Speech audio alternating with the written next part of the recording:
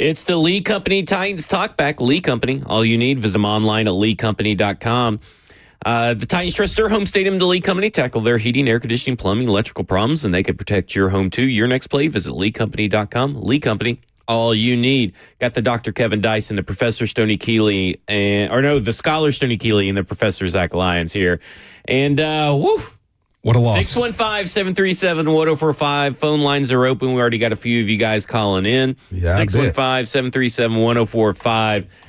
I don't know where to really start, but I am always going to allow Kevin Dyson to start with some moments of positivity. So let's go some positivity here. Well, let's paint with a broad stroke first. Man, at the end of the game, you go 95 yards, overcome some adversity, and score a touchdown when you literally had little to no life offensively until that drive, and you made some crucial conversions, big play there to give yourself a chance. We saw what Cam can do if he runs. He has that athleticism and that ability. It was great to see that. We saw some good things out of the defense from the standpoint of getting after the quarterback. We saw, again, Cedric Gray is becoming one of the best defensive players on this team, if not the second best defender on this team at this point, behind Big Jeff. And again, they were in a ball game and was competitive until it wasn't, and that was the end there. Now, the fine print is the penalty's going to kill you. You can't kill yourself in drives. You can't drop the football. You have to get off the football field. You can't make mistakes. You can't miss wide open throws.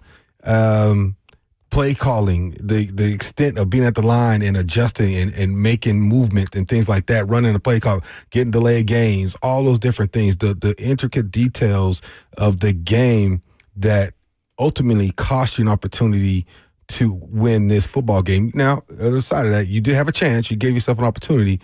But the fine print is what lost this game. And before I pass this over to Stoney, man, I want to give a heartfelt, man, thoughts and prayers out to Calvin Ridley, man. As a player who has been there and work your tail off to get back on the field, and then it just seemed that you can never catch a break and you get another injury and another injury. And I know how bad he wants it, man, and how bad he's worked this offseason to build himself up to be what we thought he was going to be. Man, just want to say, man, thinking about you, bro. And I mean, you'll come back from it. I promise you will. It was a tough break for Calvin Ridley, and Chimere Dike goes out of this game as well. Elikayu Manor missed some snaps with a hamstring issue.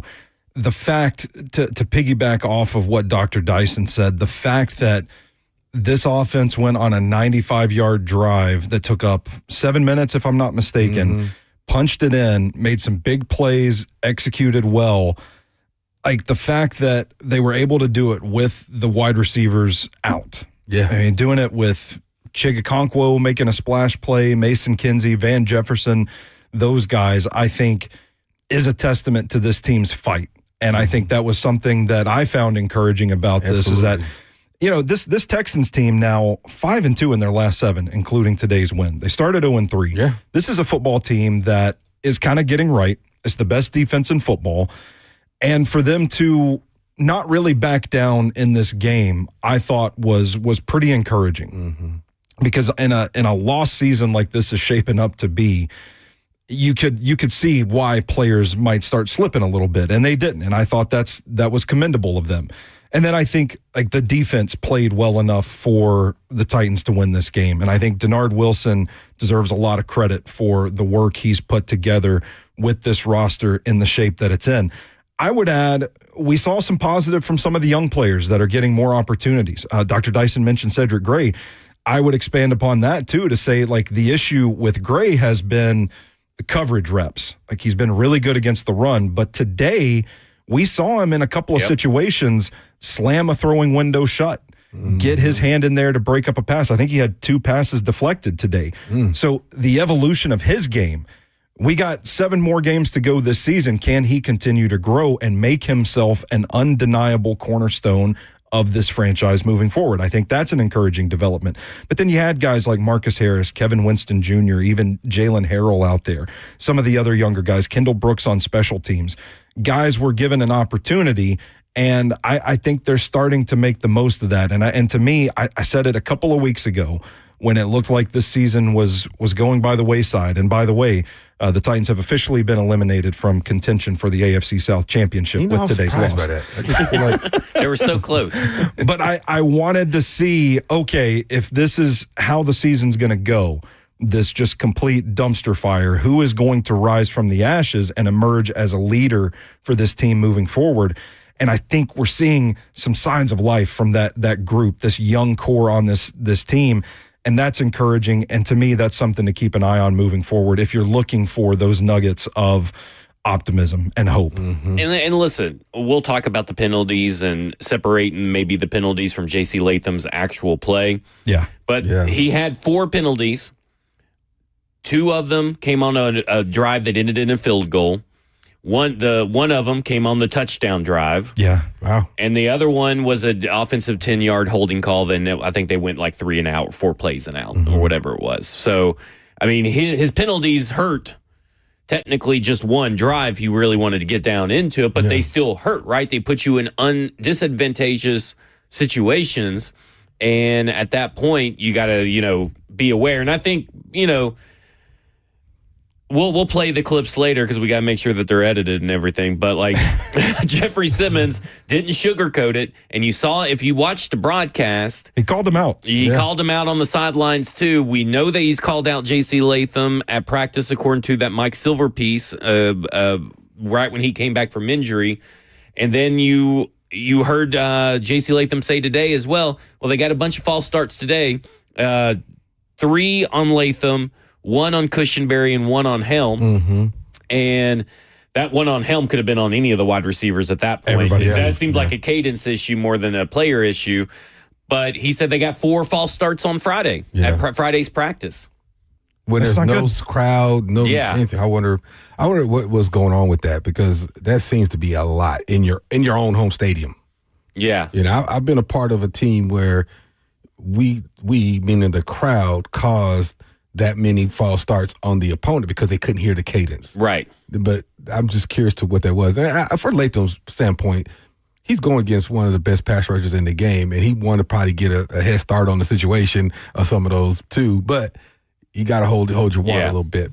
Well, and Cam Ward kind of alluded to probably the main issue was that when we're in the huddle, everybody's got to lock in. Yeah. And got to understand when we're going. That kind of sounds like, is everybody really paying attention here? Yeah. Are we all in sync here? Do we understand what needs to happen on this play? It's the fine details, what I'm getting at. Like, there's, you call your play, call your play, and you're processing as a player, like, which part of this play is me, and then you would make an assumption when you go to the line. As you're going to the line, you hear the cadence, because that's the last thing that is given is blah, blah, blah, blah, blah on 1, blah, blah, blah on quick, blah, blah, blah on sound, blah, blah, blah on 3, whatever it is. We use colors on red, on blue, white on blue. We depend on how you call your cadence. And sometimes on your way out, you may have hear something, but you're also anticipating an adjustment. And then sometimes you make a cadence, say, hey, we'll say on quick, and then the quarterback comes up and say, check, check, check, check, and you're already ready to go. But now quick means we're going on first sound type thing, or and so now you got to adjust and understand and listen to the actual pronunciation of the word. But you are, like I said, he's going against one of the best pass rushers. I mean, I'm not giving excuses, but I'm just saying there's a lot of variables that go into that, especially when you got a team, which today seemed like there was a lot of adjusting at the line, a lot of check system. A lot of hard counts. And that must have been something they saw, or trying to take advantage of a aggressive style defense. It must be something they saw on tape, and they decided, because they were using hard counts like crazy just on the first drive. Yeah. And I was like, man, I haven't seen a lot of that this year. And they used it almost throughout the whole thing. And it begs the question, did y'all practice enough of it? And B, did you guys, really lock in the huddle? Because I think there may be something to that. And penalties aside, J.C. Latham had a good game. I would say so. But the penalties are why the Titans probably lost this game. 9 penalties for 62 yards. 9 penalties for 62 yards. And 6 came in the first half, I believe, right? six penalties for 37 yards. Yeah. And so it's almost like I think the real question becomes, did the Titans beat themselves? Yeah. That's certainly what it feels like to me. And a follow-up question I would have for Dr. Dyson talking about this, like we talked about, it seemed like there was more adjustments made at the line. There was more movement, more hard count stuff. How hard, if you haven't done that all season, how hard of an adjustment is that to make, to just say, okay, even if it is game plan specific and you practice it this week, is it something that you can ramp up on quickly enough to be able to execute it efficiently, or I mean, at least at a standard where you're not committing all these penalties and you don't have everybody moving? Let me work outside in on that question then. From a receiver standpoint, yes, we have adjustments, hand signals, and you see them communicating a lot of times with their hands, and that's telling you what we're checking to or what the play might be, whether it be run, pass, and whatever the play is for the pass, what my route is. And more often than not, yes, we're listening to the cadence, but more often than not, we're going on the movement of the football. We're like defensive linemen. We're moving on the flight of the football, whatever it may happen. Gotcha. Now we go inside. There's so much communication in that box from both sides of it, but specifically on the offensive line between they got to get their block calls. We'll first start with they're calling their front.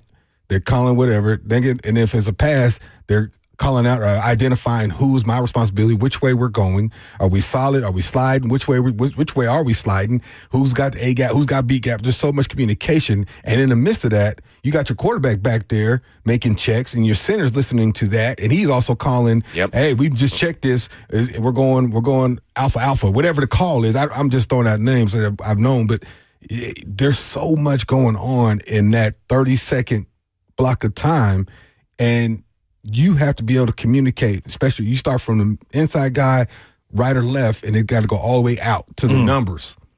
And then in the meantime, that clock is ticking. And by that meantime, you got a couple guys walking up. This guy showing this guy moved over there. This here, he's number one sack guy in the National Football League. He's and it's just all that's going. And I'm just giving it as this example to say, I don't know if you can mimic that in practice, yes, and that's what you do. And you get in games, the professional side of you says, we've done this, we know, we get it, I got it. But the other side of the human element of it is I want to make a play and I'm ready to go and I got to go and I'm trying to get the advantage any way I can. If that advantage is the snap count so I can get back, then I'm going to use that to my advantage. And that's the one advantage that offense has over defense before the snap is the fact that they know the snap count. And that's the one advantage you have on every given play, besides formationally trying to outnumber you and do things like that. So today, I just was amazed that there seemed to be a lot of check with me's or checks and audibles at the line. There would seem to be a lot of that last today. false start, Mark Schlereth just ripped the coaching staff. Yeah. He said, call play, run the play. That situation, we're in a 2-minute drill situation. You know what I'm saying?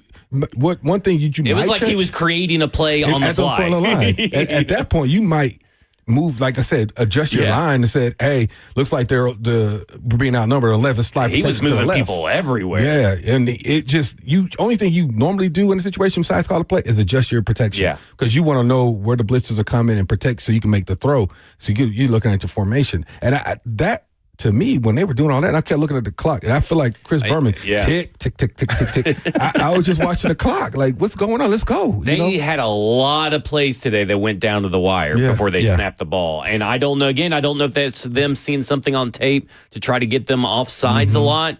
But I don't know if you're the offense to do that. But I'm going to be devil's advocate right here on that last drive, that last 2-3 minutes of that drive in retrospect. If they could have drained a little bit more time off of that clock. Yeah. I'm almost not mad. I'm almost not mad at you taking the full 30, 35 seconds to run a play as that clock is ticking. Because it did force Houston to take a timeout. Right. When it got to run that 2-minute range. So retrospectively, it almost worked to your benefit to take at the end there, take it to the final second. So we were sitting in the studio watching that game, and he said, we're going to overtime. I said, you left Davis Mills too much time. You leave just about any NFL quarterback in the National Football League with any group of receivers, the way the game is called, over a minute to go 40, 45 yards, they're almost going to be 100% successful. Titans had 4 sacks. J.C. Latham allowed, according to PFF so far, has allowed zero pressures. He was the only offensive lineman not to allow a single pressure. And that feels like what I watched on the tape, too. Now, penalties again were a big thing, 4 penalties, but only 1 came on a drive that didn't end in some kind of score. So, yeah, you could probably say, hey, they could have had a touchdown instead of a field goal. But we also know that this team was a little too conservative to, really push the ball down the field sometimes. But, again, I think that the narrative this week is going to be really hardcore anti-J.C. Latham, move him to guard again. And it's not because of the play. Yeah. Let me tell you that. The play was fine. The penalties are bad. You got to lock in. That's one thing me and Blaine always say. Numbers always tell the story. Yep. All right, coming up next, we'll talk more about this Titans Texas. We'll also go to your phone calls. We got Eric and Chris, 615-737-1045. This is the Lee Company Titans Talkback right here on 1045 The Zone.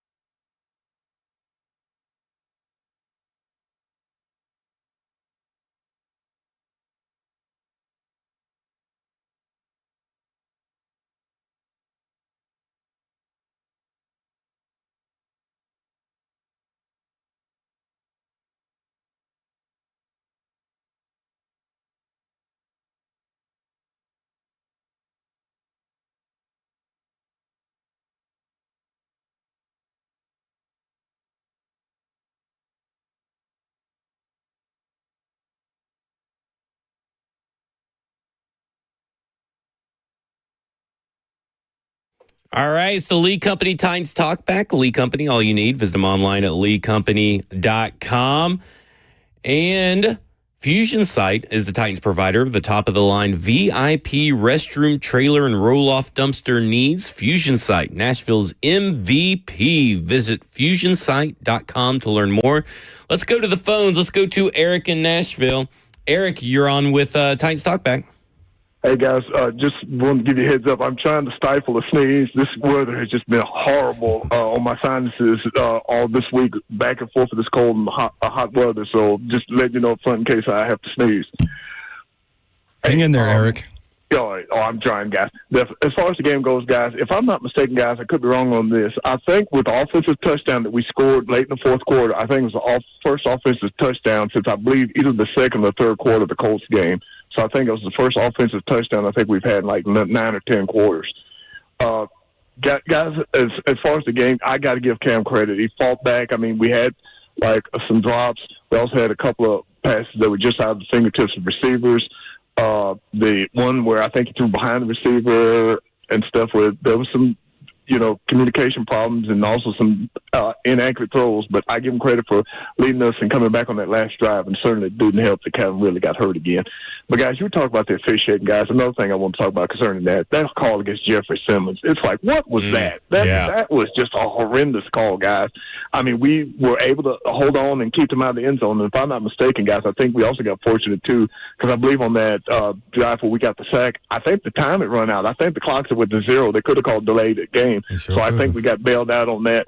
And also there was clearly, I think in the fourth quarter, block in the back on Titans player on the return by Houston that me and about 3 other people saw that there was no flag call. So all in all, I'm just proud of the effort that we gave. I wish we could have gotten the win, but the fact that this team is still just fighting and trying to get a victory, and especially the way that credit to the defense, because usually in the past when we got a situation like this, we have a tendency to just the defense get worn out and we get blown out. But the fact that they were still fighting to the end, I was just real proud of it. Guys, y'all take care. We'll talk to you again soon. Go Titans and tighten up. There you go.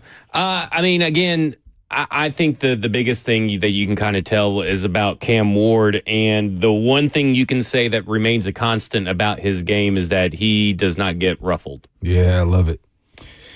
Yeah, I would agree. And I think, we go back to the mental makeup conversation, and I think that's the most encouraging aspect of his game right now is that you feel like this is the type of guy that can withstand, can weather this sort of storm. I wanted to double check Eric's assertion that they haven't scored an offensive touchdown since the Colts game. And he's correct. That's 8 quarters. Tyjae Spears had a touchdown run in the fourth quarter against the Colts, which was, 3 weeks ago at this point? Another positive moment sighting. Yeah, there we go. There you go. Yeah. We're just finding positivity everywhere. Glad Eric's okay, by the way. He didn't call in on the last show. Just for those that may want to keep up with what the Cleveland Browns are doing, since they may threaten you for the number 1 overall pick, they're up 13-10 on Baltimore with 4 minutes, 17 seconds left at what Baltimore just scored. But Browns win. John Harbaugh gets fired. Maybe that would be a huge win for the Texans. Now we're talking. Now we're talking some positivity. Yeah. Put it out in the world. John Harbaugh gets fired. Have y'all noticed that at the beginning of the game especially, but I see Cam being more expressive between plays with his players and where he wants them to go. He's trying to flex that leadership muscle a lot more. And I think that is a good sighting as well. I think that's what you want from him. I think he's beyond, I'm the rookie quarterback, I'm the number 1 pick now. Now I think he's like, I'm tired of this. I want to win. And I think he's starting to hold guys accountable. He's even saying it in his pressers. Like he's trying to get to that point. Like he's not throwing anybody on a bus. He's saying but we all read between the lines on a lot of the comments is he's starting to flex that leadership muscle a little bit, saying, man, we got to do better. And he's getting onto guys in the moment. And that to me is a positive sign. I don't know if we've seen that to that degree in him. We've seen it in pockets of time. You're right. But I think today it was truly evident to me. It looked like they had a conversation like, man, this is your team. We got to go. I wonder if that's part of the reason we saw more stuff like the adjustments and the shifts and the motions, all that stuff, all the communication at the line of scrimmage is that we're finally getting to a point where it's like, all right, you've gotten your feet wet in the NFL at this point.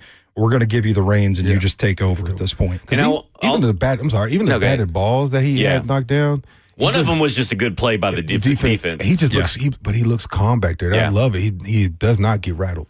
The going back to the point of leadership and everything, we'll hear from Jeffrey Simmons later, but Cam Ward was asked about Jeffrey Simmons' comments in the locker room, and he goes, "Well, I haven't heard them, but I'm gonna side with him anyway. He's the leader, and he's always been on my side. And when I needed him to be on my side, I'm always gonna be on his side. And if he said that stuff, it's probably true.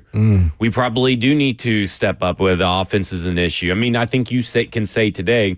The defense played up to their standard.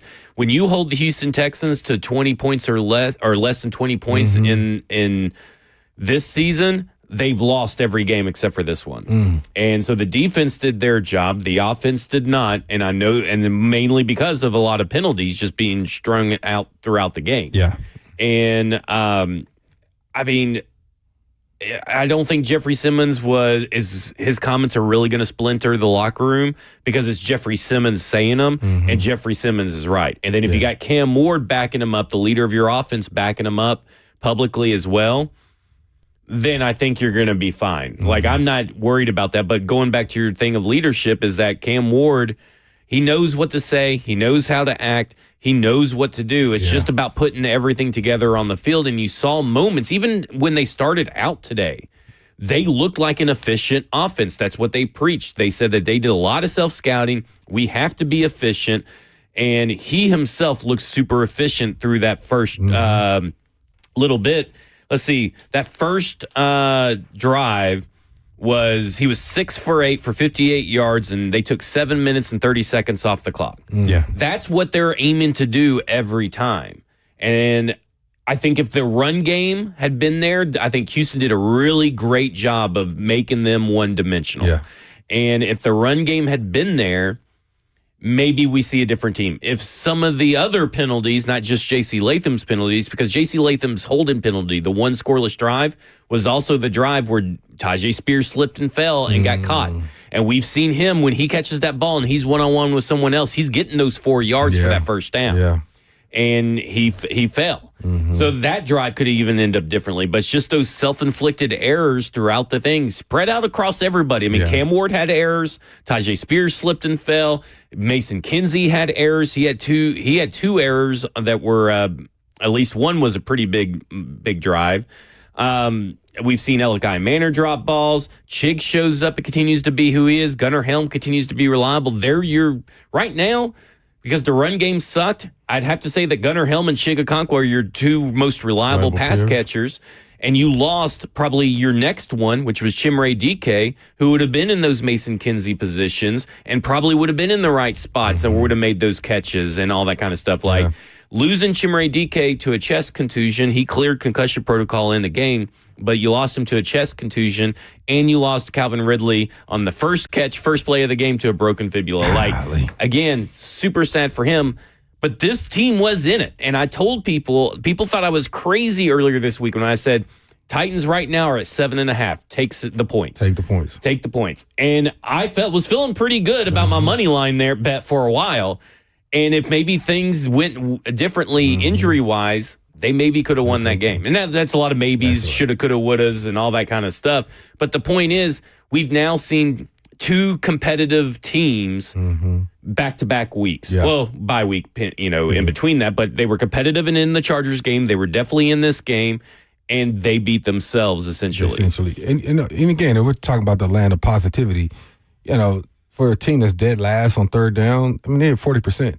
That would lead the NFL in a lot of cases. That 40 to 45 is going to lead the NFL. So, there was some more efficiency on there. So it's the positive side is it's trending upwardly. Now, the depths of where they're coming from were so deep that, we're looking for the positive side of this. But again, it's the National Football League. And for the most part, you're going to be one possession away from 1 and whatever or 10 and whatever. And this was evident. This is one possession away from getting your second win of the season and moving to a positive direction. And again, to your point, Zach, there was some things to say, God, we didn't have this guy. We didn't have this guy. If we only done this, that's the point, though, for the fans is we're always saying, what if? We just needed to get it together and win some football games. But I'm with you. Let's just keep trending in the right direction and Cam keep getting better. And then hopefully this thing turns around sooner than later. And listen, all these injuries just means wide receiver just means one thing. It's time for James Prochet. Now we're talking. That's right. Let's elevate James Prochet. Your 3 leading receivers today in terms of yardage: Chigakonkwo with 56 yards, Tyjae Spears with 31, Gunnar Helm with 29, before you get to Van Jefferson, who is now wide receiver 1 with all the injuries. But I bring that up to say that this roster is not talented or deep enough to overcome these massive losses in the passing game. And it's not deep and talented enough to overcome these penalties. So they fought hard. And that's impressive. But I think when you're a 1-9 football team, it magnifies all of the mistakes in the fans' eyes, because they are tired of seeing the mistakes, the losses. And I think it's easy to kind of fixate on those things, but I still think we're going to watch the tape back on this game and be impressed by some of the young guys. And when you pair it with that Chargers game, now back-to-back against 2 good teams, I think you have to be confident that at the very least, things are starting to trend in the right direction for this team. Tennessee Titans have had so far the number 1 toughest schedule, and they were the worst team in the NFL. Yeah, isn't that crazy? That's insane. It's insane. Yeah. And they just went up against and went pretty toe-to-toe with the best defense in the league. Mm-hmm. They're number 1 in points allowed. They're number 1 in yards allowed. They're number 1 in EPA per play allowed. They are 3rd in success rate allowed, and they're 4th in generating turnovers. Mm-hmm. They have 16 turnovers, including the one today on the season. And you were in that game. Yeah. And I know that the penalties are going to overshadow everything, but to your point, we're talking about looking for improvement from a buttload of young players. Yeah. You mentioned it earlier, but let's go back through them. Kevin Winston played considerable snaps. Marcus Harris played considerable snaps. They're both rookies. Then you got Cedric Gray, who's essentially a rookie on defense and playing at a high level. He's getting considerable snaps. Jalen Harrell is getting considerable snaps, and he's making an impact. He had a quarterback hit, if I'm not mistaken. He had half a sack today. And half a sack as well. You're talking about 3rd-round pick, a 6th-round pick, a 4th-round pick, and a 7th-round pick. Yeah. I mean, that's kind of crazy when you think about it, that those guys are starting considerable things. And listen, Darrell Baker Jr., he's an undrafted free agent. Jalen Armour-Davis, an undrafted free agent. And listen, they had some bad plays, but they also limited this team creatively and limited this team to just 16 points. And there were a couple times we were watching the game that we felt like Tavondre Sweat made a play, something that's not going to show up in the box score where, he's eating a double team and taking away a run lane. Yep. And then you go back through the offense, right? Elikai Manor is being relied on. He's not living up to it, but I mean, I think after talking about it with you, Kevin Dyson, that first miss is definitely seems to be on Cam. Yeah. And then there was another miss by Cam on an inaccurate throw that was just a fingertip away from being right there. That's bound to happen. Yeah. No one pitches very rarely does anybody pitch a perfect game in football.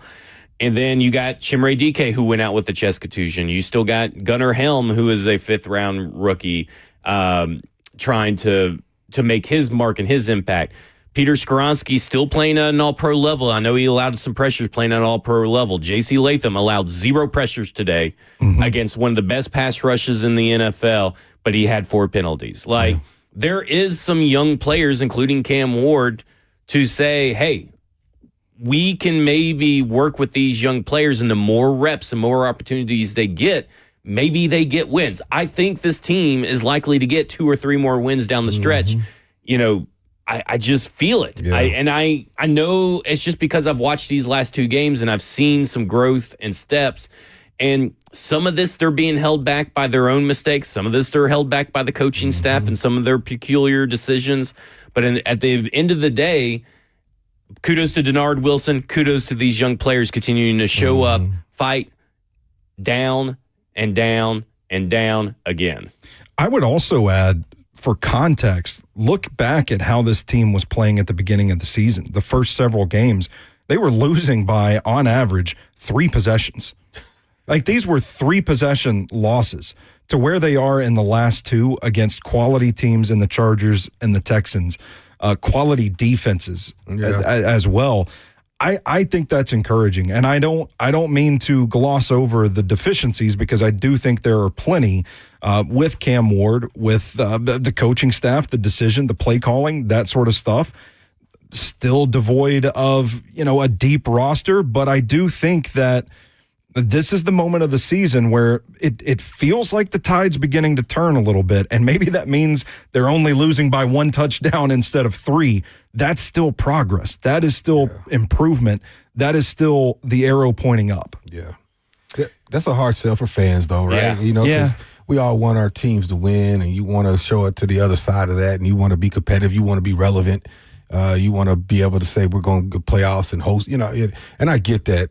But from a building standpoint, building a team standpoint, what you two just mentioned, man, I think as a player, that's all we can do is we just try to get better each week and try to close that gap, whatever that gap may be, and be competitive. But I think you did see some frustration, whether it was Big Jeff jumping on some people. You saw some other guys kind of showing signs of frustration on the sidelines and things of that nature, because I think they are at that point. And I think you need that right now. I think you need J.C. Latham to be that guy right now.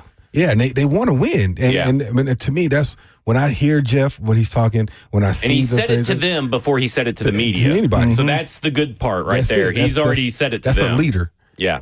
But my point in saying that is they are at that crux of, we see it, we want to win too, and we just got it. We just forget all this talking, forget all the people are talking about, forget the media, forget all the fans, forget our families, everything else. We got to find ways to win football games. And that's what you're seeing. It means something to those guys. They could easily just go out there, play football games, and go on about their offseason, but it means something for Big Jeff to come out at week 11, 12, whatever we are right now, and speak to that like that, man. It means something to them. And that's what they're not clocking it in. Yeah. They're ready. They still want to battle, even though they completely out of the playoffs at this point. They're not even in the division race anymore. So that's the only way they were ever going to get the playoffs if they won the division. The road to 8-9 starts today. The road to 8-9 starts today. All right, when we come back, we'll go to Chris, Mike, and Andy. More of your phone calls, 615-737-1045 is the number. This is the Lee Company Titans Talkback right here on 104.5 The Zone.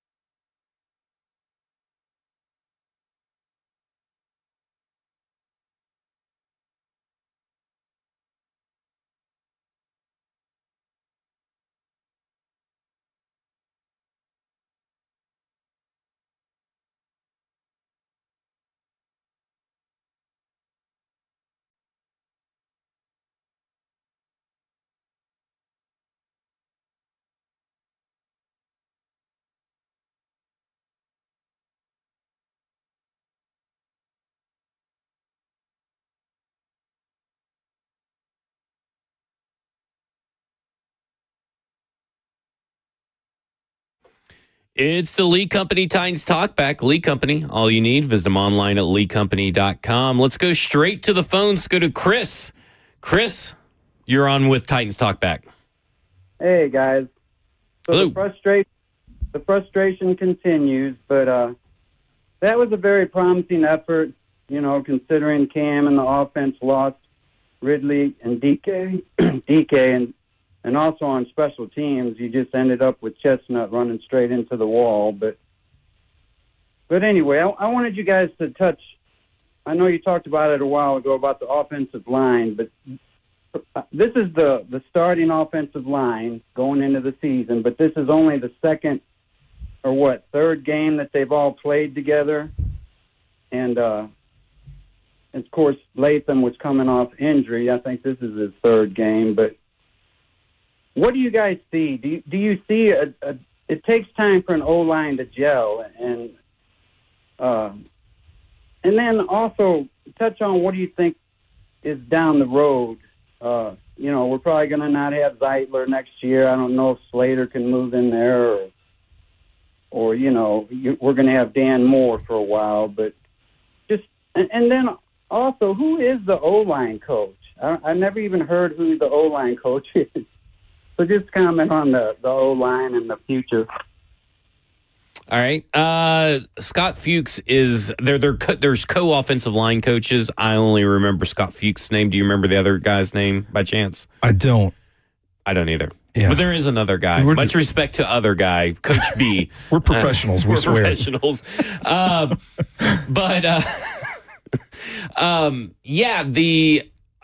Maybe you can say something about that, the further maybe Cushenberry gets removed from his Achilles tear.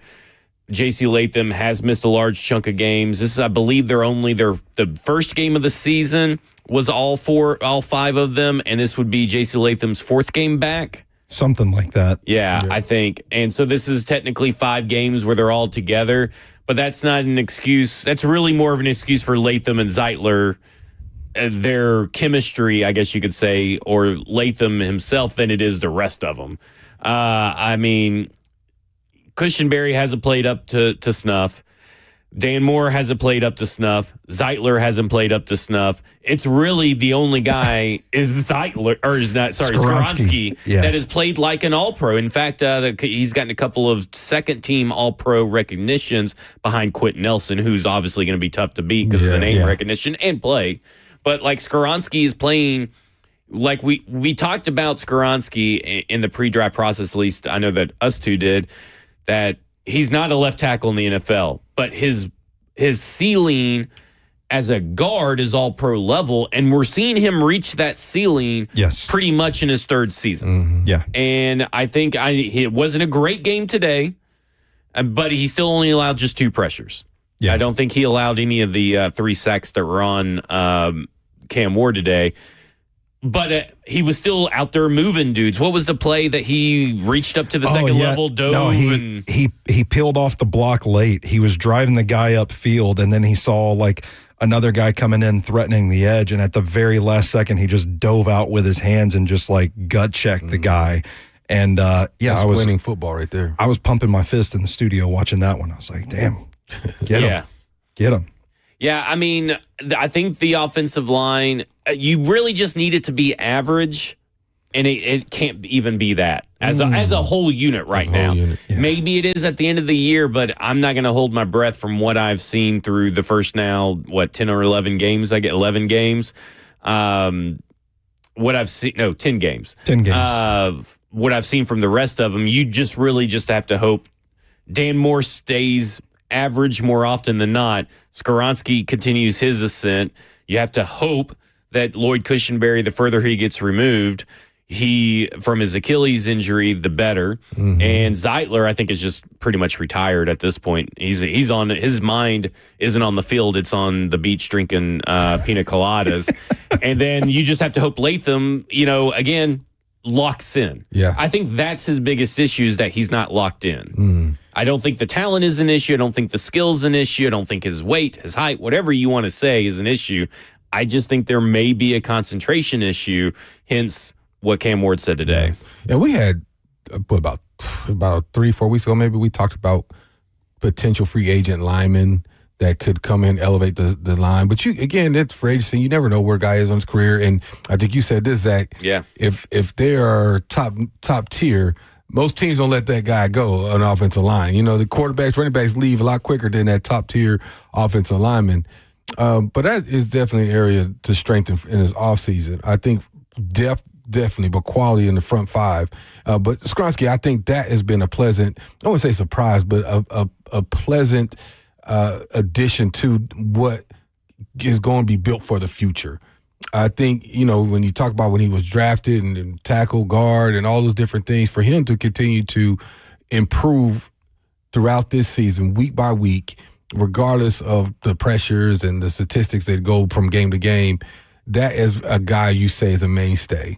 All right. And that is what you need. I mean, there was a time here where that offensive line, those five, it seemed like it was the same five for like a 2 or 3 year stretch. And now I feel like it has been a makeshift line every other week. I'm exaggerating now, but I feel like, we're still trying to piece that consistency together. But that's, to me, is the number one thing in the offseason. Maybe another wide receiver, depending on what's going on with Cam. Really, I can see. Obviously, pass rusher is going to be on everybody's conversation, maybe even a corner.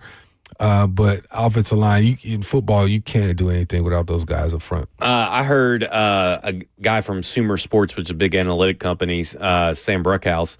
He was on 440 Sports recently, and he said the best way to invest in your offense and really your team, because he did mention other positions, but was pay for your interior, draft and develop your exterior. So draft and develop your tackles, and then you invest in your interior, and typically in free agency with money.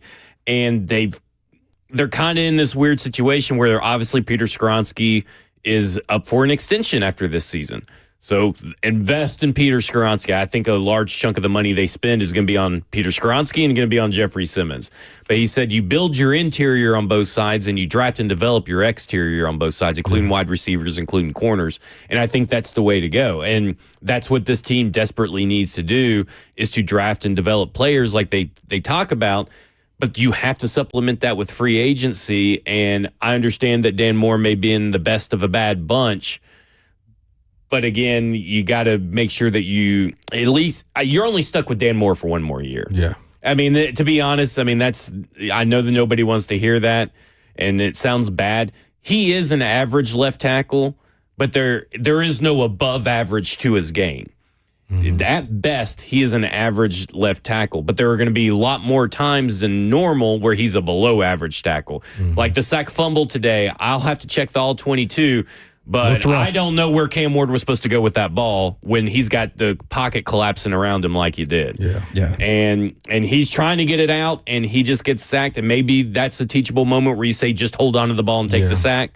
But he's trying to hit a guy that was coming open, but he just didn't have time to do it. So where are you guys on Cushenberry?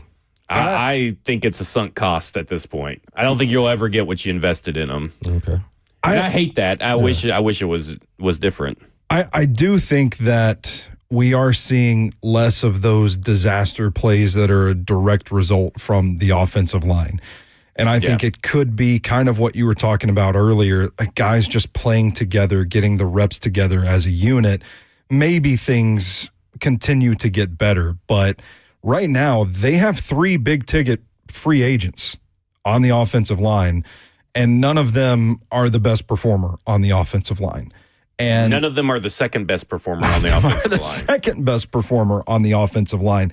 And I think that's where you start talking about sunk cost. Yeah. And Zeitler has not lived up to the billing at all. I think Cushenberry has been inconsistent at best. Some of that you can chalk up to the injury that he's coming back on, and maybe you give him a bit of a break and allow him time to continue to heal and get better and get reps. Dan Moore Jr., it feels like there's a moment in like every game where somebody just like picks him up and puts him down in Cam Ward's lap, and it ain't good. These guys aren't really playing as a unit right now. I mean, it just kind of feels like it's Peter Skoronski and everybody else, and I feel like you've got to have more than one guy. You've got to have, if Peter's going to hold the left side, you got to have somebody consistent on the right side, and they haven't even found that much less all 5 guys playing harmonious offensive line football.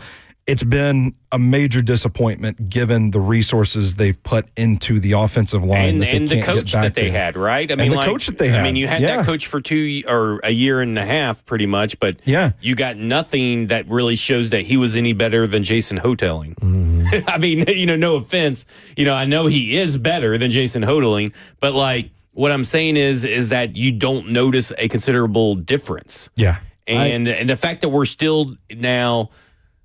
How long ago was Andre Dillard or Dennis Staley? Was that 2022? 22 was Daly. Okay, so 2022. Was Dillard. Since we're still talking about the offensive line, it's been since 2022.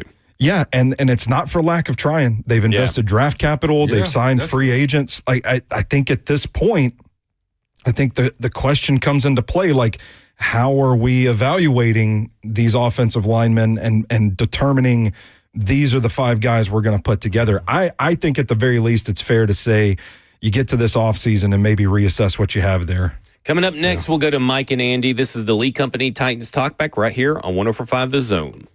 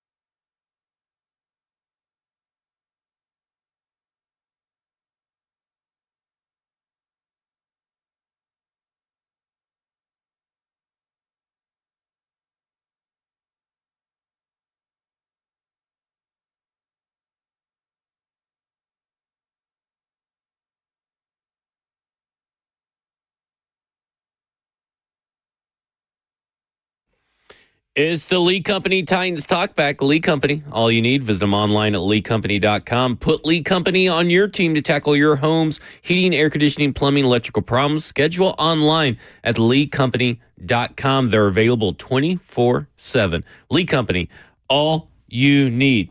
And let's check out today's final sack numbers tonight. Thanks to Cody Barton, Jeffrey Simmons, Arden Key, and Jalen Harrell. The Titans had 4 sacks versus the Texans, adding $400 to the already $2,600, bringing the total to $3,000 for Kroger's donation to Second Harvest Food Bank of Middle Tennessee. Every time the Titans sack the opposing team's quarterback, Kroger donates $100. Second Harvest Food Bank of Middle Tennessee from Kroger through its Zero Hunger, Zero Waste plan. Kroger is committed to creating communities free of hunger and waste. Kroger is the official tailgate headquarters of the Tennessee Titans. Try Boost by Kroger Plus for free pickup and delivery, plus 2 times the fuel points with your membership. Start your free trial today at Kroger.com. Pay as low as 1 cent per gallon when you redeem fuel points by using your shopper's card. Every 100 points gets you 10 cents off per gallon. Exclusions apply. Visit Kroger.com for details. Got the Dr. Kevin Dyson, Scholar Stoney Keeley, and I'm the Professor Zach Lyons. Let's go straight to the phone, shall we? Let's do it. Let's go. Let's go to Mike in Old Hickory. Mike, you're on with Titans Talkback. How you doing, guys? Doing good. How are you you? doing, man? I hope really recovers. That's a bad break. And that kind of a bone break is bad. So I hope he and his family recover for next year because we're going to need them. And so here's what I saw in today's game. We lost it. And I'm going to say something that's going to make you mad. Thank God. Because we keep the number 1 pick for next year.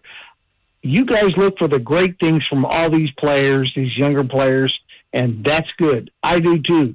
That's why I want them for the rest of the year to be out there playing at least, say, half the game. And that way we can see what they're going to do next year as backups or maybe even as starters.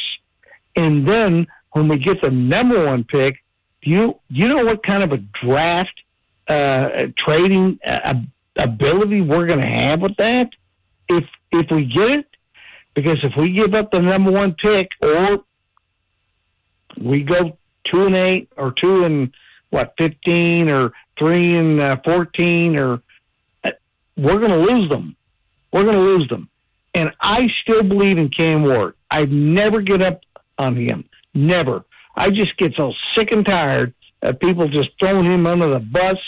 I think he's trying to do the best thing he can with what you guys say is a dumpster fire. And it is. But he's trying. He's a young guy, and I think he's bringing that locker room together. And if he gets some more younger guys around him that believe in that, in next year's picks, a bunch of picks, if we get the number 1 pick, this team's going to grow. It really will grow with Cam Ward. And I really do believe that I don't believe in these teams that go 1 year, you don't win the Super Bowl, you're gone. We've never won a Super Bowl. I think this time, if we build from the ground up, we can win. I'm with you, Mike. That's a lot of positivity from Mike and Old Hickory, so I really appreciate that. That was, and I'm with him. I mean, it is way too early in this thing for people to be calling for Cam Ward to be benched or to start calling him a bust or anything like that. I do think the circumstances matter, and we're seeing growth from Cam Ward. We're not closing the book on this kid just yet. Yeah. You know, we talked about this off air. I gave the example. We actually talked about the Carolina Panthers, right? And I wasn't in the city. I play for that franchise. I still get stuff from them and all the same things I get from the Titans. And if you recall, and we're looking at stature, 5'10", 5'11-ish, kind of same kind of stature, kind of same thing, and how much heat and nationally that Bryce Young took.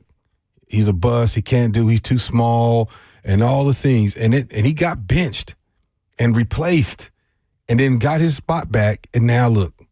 And my point in saying that is, and we got examples across the football. He's actually with the same franchise. Look at Sam Darnold. He was done for in the National Football League, and now look at him. He's going to be a Pro Bowler again, and he's in the conversation for MVP again. So my point in saying that is Cam is only 11 games into his tenure. And listen, it hasn't been good. It hasn't been but great. it's not. Sure. It's not bust stuff. It's not bust yet. And I don't know. And I get it because I think the most comparison or the most recent comparison is Will Levis and what he was is seemingly Cam is getting more grace than Will Levis because I don't know if it's because the second round pick versus number 1 overall. So we're giving Cam more grace but I think what the difference was we felt like with Levis with his struggles, it didn't seem like he learned from his struggles. He didn't necessarily get better from week to week. And I think the overall consensus was he had a better supporting cast supporting him, and he still didn't produce to that level. But he's a big arm talent and things like that. But I don't think this is the time to say, you know what, Cam's done, go on to the next quarterback. Unless you think there's this an Andrew Luck, a Peyton Manning, somebody that's just going to come in and take his spot and just be a perennial Pro Bowler / Hall of Famer, then it's not that time to go ahead and say start over and get another quarterback. Yeah, I'm with you. I think we can say two different things. Cam Ward has not played very well, and Cam Ward is just a rookie. Yeah. And we knew that he was going to be thrown in. We thought it was going to be a better situation, but the offensive line has not been good. The coaching was clearly not good. I mean, the guy got fired. I mean, that's not good. So we don't know what all they really worked on in practice, in the drills, and all that kind of stuff to try and correct some of the mistakes, even if they maybe didn't see. Maybe they didn't even think that maybe they thought he could get away with some bad footwork because he has an impressive arm angle and stuff like that. Like sometimes coaches kind of trick themselves into not worrying about the fundamentals and just going, well, you're the number 1 overall pick. Let's just put everything on your plate. If you go back to what made Cliff Kingsbury and Jaden Daniels work so much is that they leaned into the run game, were able to utilize RPO off the run game, which are both college-friendly things for a new quarterback to enter, and then they added stuff. Here, it was like you're going to have to drink from a water hose. And I think they did the same thing with Will Levis, but Will Levis was in year 2 and didn't have Derrick Henry to fall back on, and there is no run game to lean on. There is no real identity for this team to lean in on tough times on offense. And when you can't lean in onto an identity and you don't have anything to really latch onto, it's hard to say that, well, Cam Ward should be much better than this. And I do think he should be better than what he is playing. But I find it very hard to believe that Cam Ward can go out here and throw the most touchdowns in a rookie season and throw for 300 yards every game with this supporting cast of characters and the defenses that they have faced. Yeah. They have faced the toughest road of defenses. I mean, they played the number 1 defense today. They played the Denver Broncos, the LA Rams. Now they played the Houston Texans twice, by the way. Like, they have played some really tough defenses, and I don't know if the schedule really gets easier on that front. It does at times. But I think that you got to say, hey, he hasn't played very well, but there are a lot of things that you can point to and say, if these get better, if these get corrected, you're going to be fine. He may be Baker Mayfield and not Peyton Manning, but that's pretty okay, in my opinion. Yeah, and I would say there was always a turnover-worthy quality to Cam Ward's game. He showed it on tape in Miami, and I think that the coaches kind of live with it because for every one play that has you scratching your head, asking, "What are you doing out there, dude?" He'd hit 3 or 4 more that just made you gasp. Kind of like the Chick play, the Mason Kinsey play that Mason Kinsey dropped the ball, clearly dropped the ball. Would have been one of those. Whoa! Yeah, can't believe that play went. I can understand a coaching staff maybe looking at Cam Ward and the style of play, a lot of backyard ball to his game, and saying, we don't want to get him in his own head thinking about all these things that he's doing wrong. So we're just going to let it flow, let Cam be Cam. And then you get to a situation where he's still making one of those head scratching plays every game, but he doesn't have all the explosive plays to go with it yet. You've got to figure out how to get more of those plays out of him, and I think it will take the magnifying glass off of the mistakes that he's making right now. So the Cam I want to see is that one we saw that last drive, the one that scrambled the pocket, get that 20-yard run. Like, that's the Cam you want to see, kind of the mixed bag Cam, not just. I mean, I get it. He's a pocket passer. He just sits back there and he holds it. He wants to kind of let guys work. But I think there's a balance and a uniqueness to somebody like Lamar Jackson and what's his name in Buffalo? I'm drawing a blank. My man, Josh Allen. Josh Allen. Thank you. That they have that balance of being in the pocket and making plays, but also extending the drives. And I think when Cam was doing that, man, it just seemed to have like a better flow. Yeah. I mean, and I think it got guys excited too because he was out there putting it on the line for the guys. Yeah. Really impressed by his demeanor on that as well. Yeah, we'll talk more about the Tennessee Titans versus Texans. We got Morton, Andy, we need to go to as well when we come back. This is the Lee Company Titans Talkback right here on 104.5 The Zone.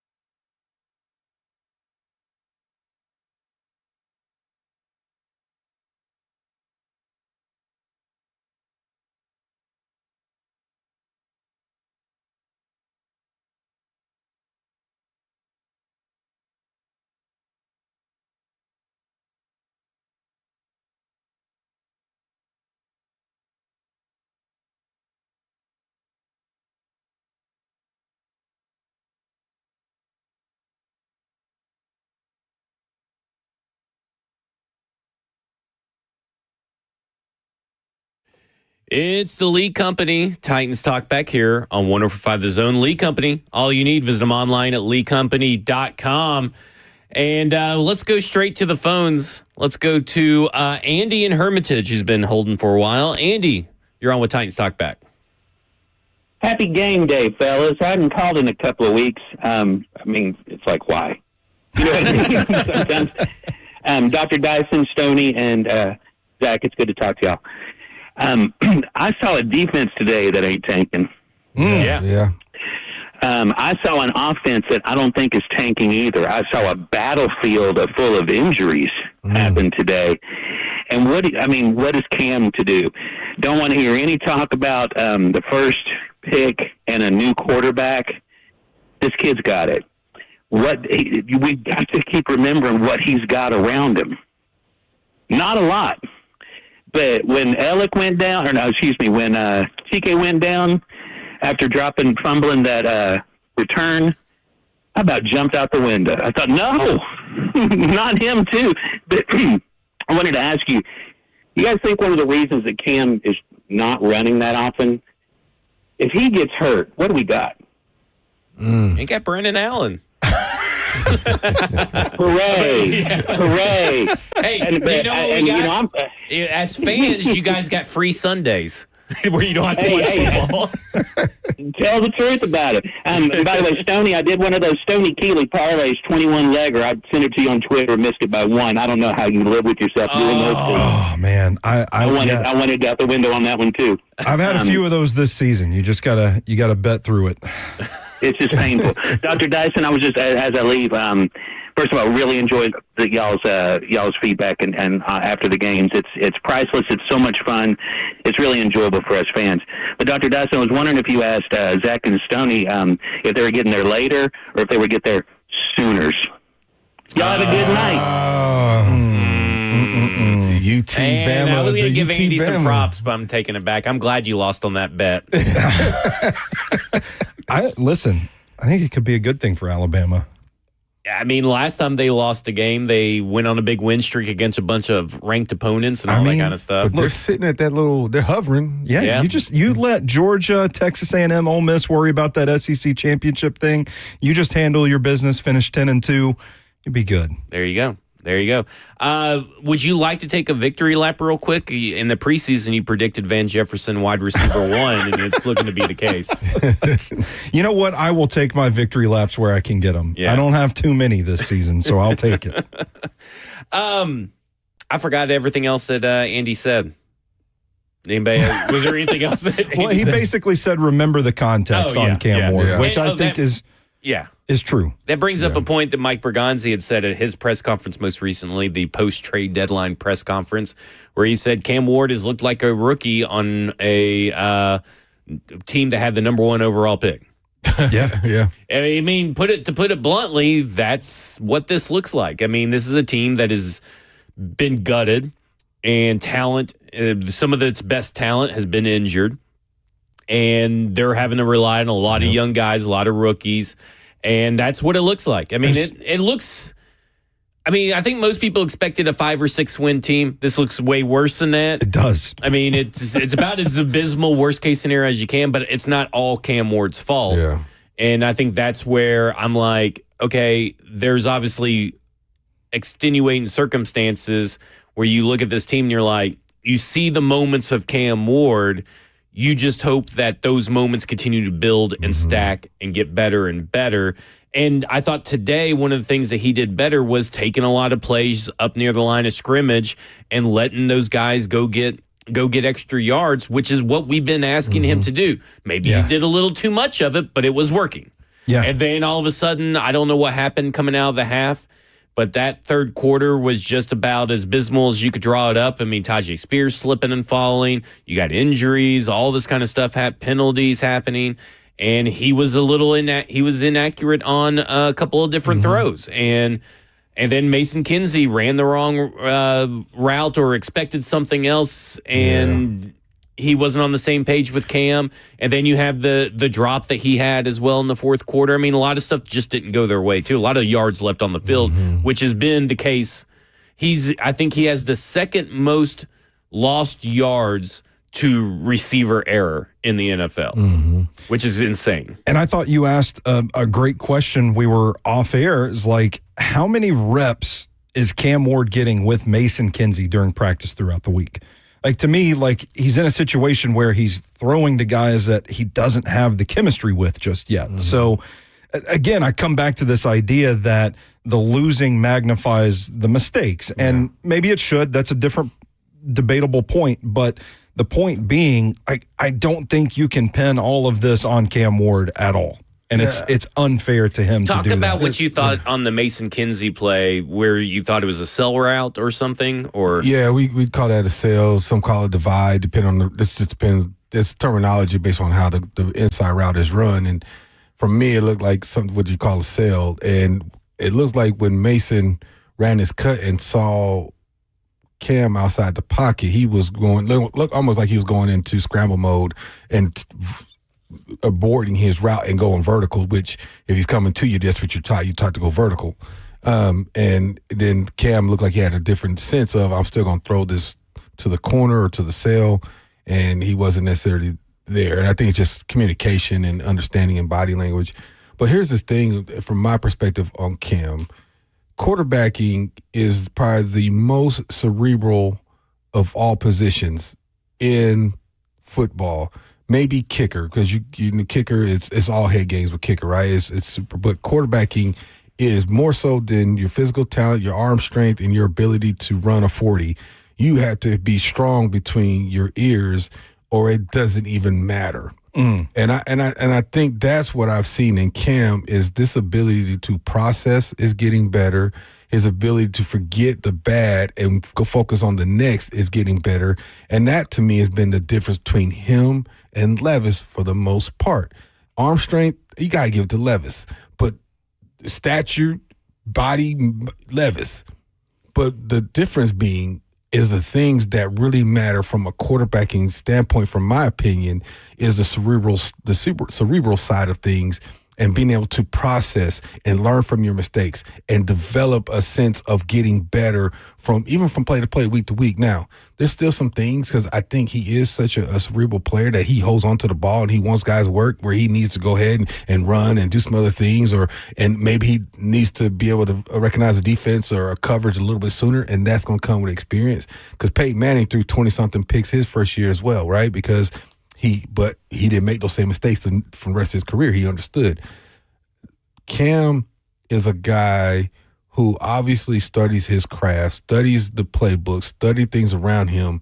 And to me, that is why he's going to be in the National Football League for a long time. Now, he may have a career similar to Sam Darnold or Baker Mayfield or even a Jameis Winston, who's we talked about year 10, who has had a good year, had a Pro Bowl caliber year, but they're still viable. They're talented guys in a sense that they still can help your team win if you're given a pinch.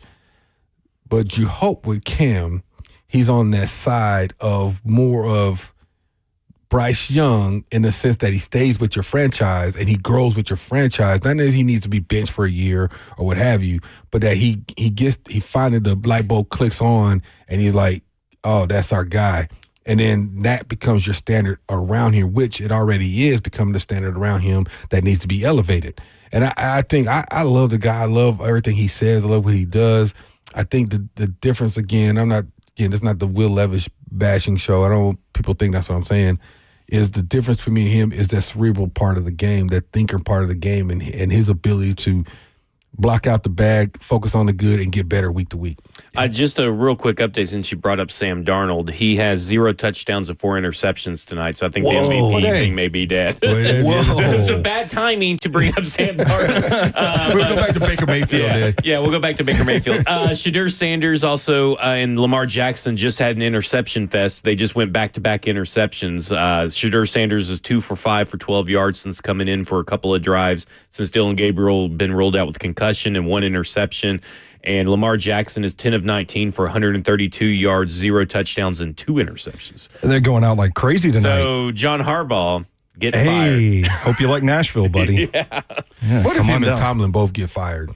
Oh, man, that would be Ooh. such good news for the Titans. like, they may just end up swapping franchises or something, but, like, at the same time, man, if you could get a Mike Tomlin or John Harbaugh, that changes everything. It changes everything for this team. Yeah. Yeah.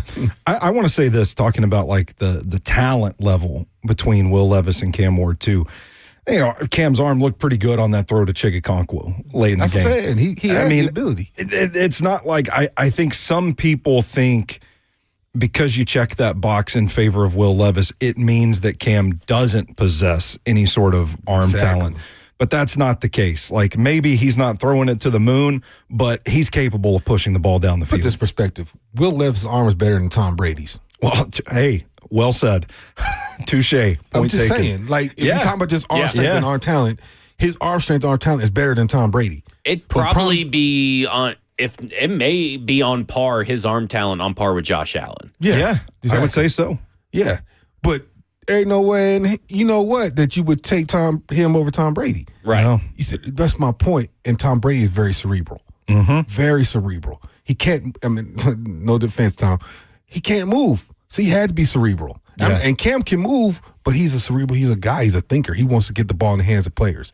And that to me is what is encouraging going forward. If they can harness that and build upon that, whomever comes in this coaching staff and put guys around him, he was going to be fine. To the point where you look at Tom Brady was able to make the guys. He didn't have marquee receivers till he got Moss. Yeah. Right? He was able to make guys marquee because of his ability and his skills and his thinking process. He was making guys Pro Bowlers, except for, of course, Moss, but that was different. But that's my point. If I was about to say Will Levis, if Cam can continue to grow like that, I think he can have a sense. He's not going to duplicate. Who's going to duplicate his success? Tom Brady just one of one. That's just. I was about to say, what I'm hearing here is that Cam Ward's Tom Brady. No. I'm not going to put that on him. So Van Jefferson, wide receiver 1. That means he's the Randy Moss of to his Tom Brady. Yeah, there you go. Okay, just real interesting fact that's not Tennessee Titans related technically is that there are 8 sets of quarterbacks playing games right now. Yes. Okay, 8 quarterbacks. Only 2 have thrown a passing touchdown. Whoa. And we're in the 4th quarter in all these games. And that is 3 for Brock Purdy and 2 for Matt Stafford. Jacoby Brissett is 0 touchdowns, 2 interceptions. We just did 0 touchdowns and 4 interceptions for Sam Darnold. 0 touchdowns and 1 interceptions for the Browns quarterbacks. 0 touchdowns and 2 interceptions for Lamar Jackson. 0 touchdowns and 1 interception for Patrick Mahomes, and 0 touchdowns, 0 interceptions for Bo Nix. How about that? Bo Nix Hive, let's ride. That is why we're in the. I'm sorry, 2 games are still in the 3rd quarter, but they're about to be in the 4th quarter. But that is why. Weird day. That is a weird day. Let's go to the phone. Let's go to Mort. Mort, you're on with Titans Talkback. How you doing this afternoon? Doing good. How are you? All right. Got kind of like an opinion and a couple of questions for you. Okay. Now, with the Callahan situation when he was here, and I look at that offense, do you think he tried to make that offense that he ran at Cincinnati, even out his dad, offensive line coach, they tried to do the same thing they did in Cincinnati with a different set of personnel? This personnel here can't do what they did in Cincinnati. And I know that's the offense they were running. You don't have a Lamar Chase and a Higgins here. So I don't think they evaluate what the personnel they had to determine what kind of offense they should run. Because to me, I think the team is a running team. But they literally throw the ball over 65% of the time. And I think they need a bigger back also. Because when those blitzes come, you got a back that's barely 190 pounds picking up linebackers. So it's literally crushing the pocket, and he has nowhere to go. And everybody's just literally teeing off on 5 guys who I think are more run blockers than pass blockers. And when it comes to the draft, don't even think about skill players. You got to go offensive line and defensive line. The only reason I say defensive line is to complement Sweat and Simmons. You need another guy on that other side. When they had Autry here with Simmons and him on both sides, you couldn't stop them when it comes to passing the ball or even running the ball. They don't have that. So you got to do one of the things. You got to look at your team and their personnel, what they can do and what they can't do. You're trying to fit a square peg in a round hole, and that's what they're trying to do right now. I mean, what are they? Are they a passing team or are they a running team? If you're a passing team, they're throwing the ball over 60% of the time. It's not getting you anything. So what are they? I agree. And I want to touch on a lot of that when we come back, because I think the stuff about the offensive scheme that he brings up, the stuff about the players and whether you should go playmakers or offensive line, defensive line, I think leads to an interesting discussion. But we'll talk about that coming up next as the Lee Company Titans Talkback right here on 104.5 The Zone.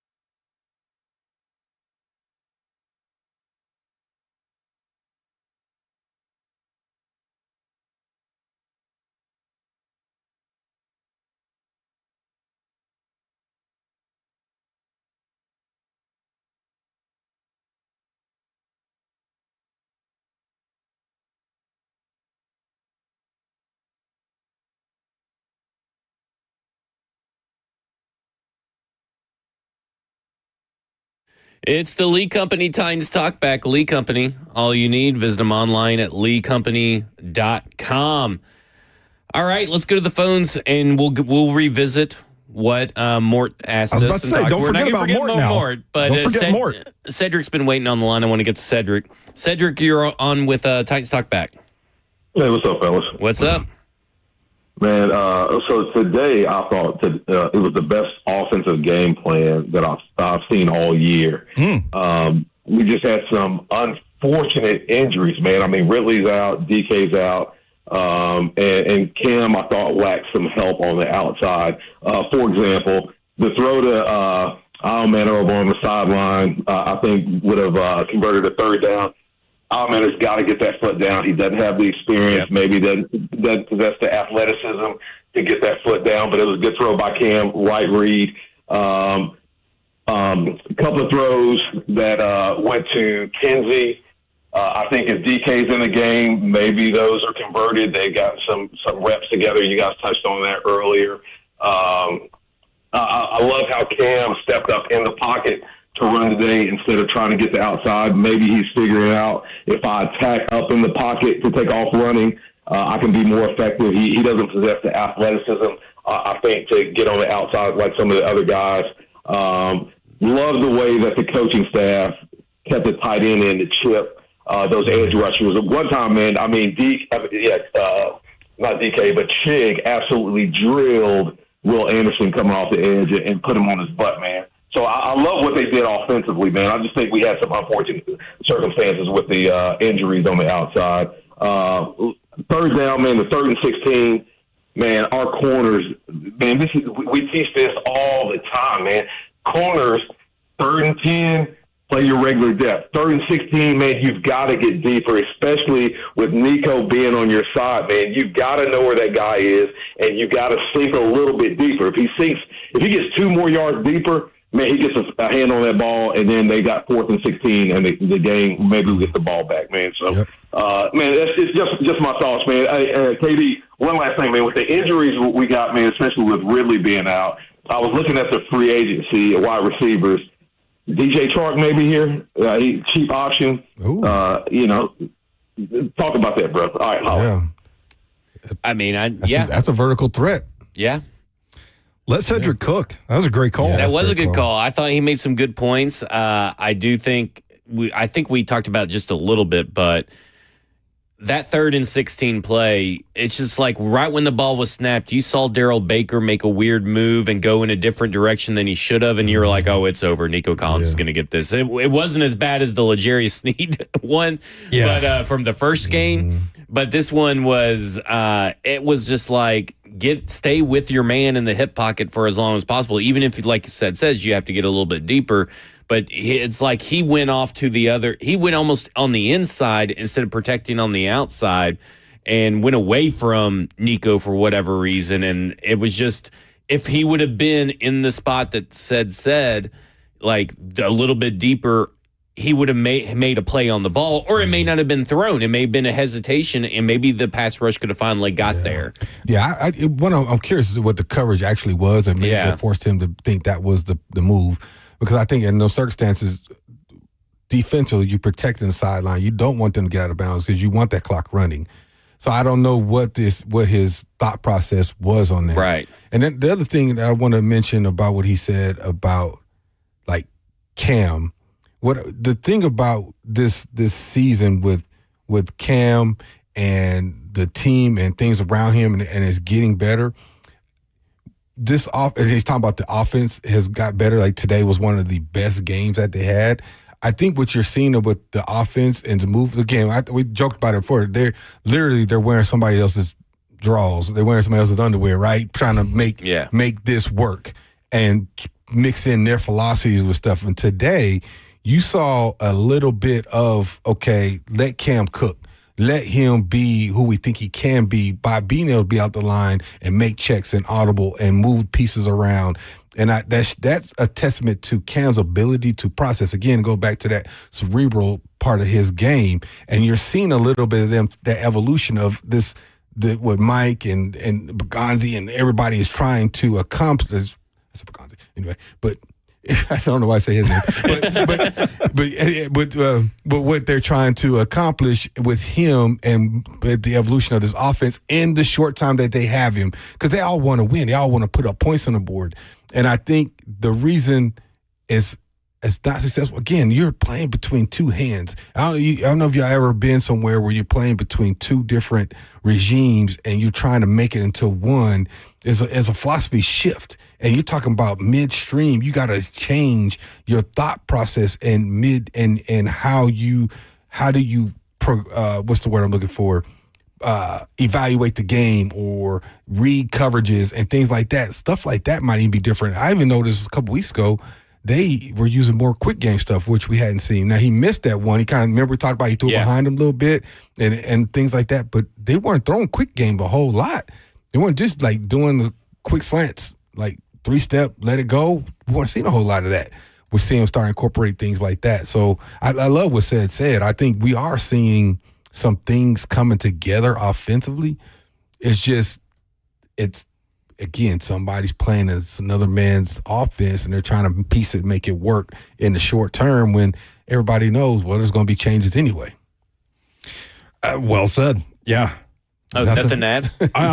Do you want to transition back to Mort's? That kind of goes into Mort's a little bit. It's a segue thing there. And I think on one hand, coaches are going to coach what they know. They're going to coach what they have experience with. And I think that there's a lot of what Brian Callahan did designing this offense where you can see like his past experiences coming through. Like Mort mentioned Cincinnati specifically. And it's hard for me to, I don't want to fault a guy because naturally if that's what you're an expert in, that's probably what you're going to want to run. It's what you know the best.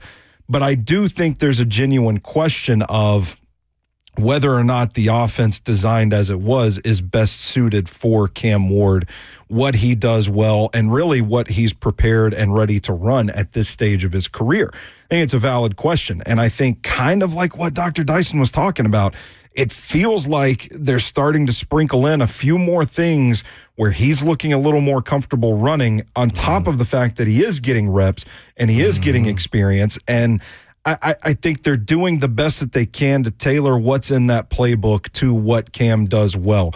And that's specifically just talking about these last couple of games. And maybe it's a comfort thing, but I do think there is something to the question of tailoring this scheme. I don't know that I ever felt early on in the season that this scheme was really tailored towards strengths. And it goes to something for me is just real quick is that you go back to you're wearing another man's drawers and all that kind of stuff. And I agree. It also feels like, well, Brian Callahan saw stuff in Denver that worked with Peyton Manning, Wes Welker, Demaryius Thomas, Julian Thomas, Monty Ball, and Noshawn Marino, 1,000-yard rushers, and all that kind of stuff in 2013. One of the best offensive performances of this last decade. He saw stuff with Joe Burrow, Jamar Chase, T. Higgins, Joe Mixon, Chase Brown, all work. And it's like, well, I saw this stuff work, so it must work. And so I can do that stuff here. And then he saw, and so it's like he's not running even his version of those offenses. He's trying to run those offenses. And like, I think the biggest thing you can say about like the McVays, the Shanahans, those guys that branch out from those things, they add their spin on something they saw work. Like Mike McDaniel, his run game designs are much better and better effectively used in Miami around the personnel that he has. But it's still the Shanahan system. But it's his spin in that run game with the Shanahan system. And then, the big thing that he talked about was how his dad was in charge of the run game. Well, now you're trying to marry a run game that may not work with the Broncos or the Bengals style of offense. And that's not Brian Callahan's run game. That's Bill Callahan's run game. And then this offseason program was borrowed from the women's North Carolina soccer team coach, if I'm not mistaken. Okay, what's his? Like, and when you don't have your own identity imprinted on any of these things, how can your team have an identity? And now this team is entrenched in that kind of playbook and that kind of scheme. And that's kind of why I said it feels like Mike McCoy taking over is a little bit of week 0 for Cam Ward, because now you saw today with a bye week implemented in between the first 3 games of Mike McCoy in this game, they came out looking different. Yep. Now, it's still probably the Brian Callahan playbook to its core, because that's the language and everything, but it looks like they've picked and compiled plays that would fit Cam Ward. Yeah, and I'll say this about Callahan, that and all that, like, let's be all the way transparent. There's nobody truly changing the game of football. Right. Football is what it is. Yeah. You block, you catch, you run, you throw. And he can't do any of those things for what it's worth. For the word. You mean the plays, there's nobody that they changed the names. It used to be double wing, and now it's the spread option, or it's the RPO. It's spread versus run and gun, like it's run and shoot or whatever. It's nobody. It's just they just put a spin on it and call it something different. But they're stealing from. I think I saw something the other day where they took a clip from like 1960 something, an offensive play, and they showed it with 220-25. It was the exact same thing, just put a spin on it. Right. But I think the truly, and I've said this for the last year and a half, or now almost 2 seasons, the truly good play callers in the National Football League, and I think this is where you talk about some of the guys you mentioned, regardless of design, I think, yes, that's part of it, getting your guys in position to do what you want to do, but moving the puzzle pieces, it's the instincts. It's the instincts of when to call certain things. It's instincts when to go ahead and take that shot. It's instincts when to go on 4th and 2 or 3. When it's the feel. I don't know if I ever got a sense that Callahan had a true feel of what he wanted to do. I think it was, I know offense. I know offensive football. He's extremely intelligent, but I didn't get like a masterful play calling game where you're like, it was just flowing, just like boom, boom, boom, boom. We'll go watch that Texas-Georgia game last night. Mike Bobo put on a hell of a performance, probably the best performance I've seen him as Georgia offensive coordinator put on, and it was unstoppable. And the play designs and everything just worked and flowed and attacked Texas perfectly in spots that no one else has been attacked that Texas defense in since maybe Ohio State, and they did it so much more effectively. And to your point, then they call the onside kick all of a sudden out of nowhere while they're already up by multiple scores to just put the nail in the coffin, but that's the feel for the game. Yeah. You were feeling the momentum, and then you got on the flip side, you have Mike McCoy today talk about the flow of the game. He said he was hammered on that 4th and 2 field goal call. And he says, well, it's the flow of the game and what type of game itself dictates what we do. But then he also followed that up saying that they predetermined what they were going to do in downs and distances before they even get in those downs and distances. So it's not the flow of the game if you've already predetermined it. So you can't have both ways. And the flow of the game would tell you that you probably need to go for it. And your quarterback continues to tell you, and especially in the media, he did it again today, says, he wants to go for every 4th down, but it's not his decisions to make. But we have to pick this discussion up coming up after the break. We'll also hear from Jeffrey Simmons. This is Titans Talkback right here on 104.5 The Zone.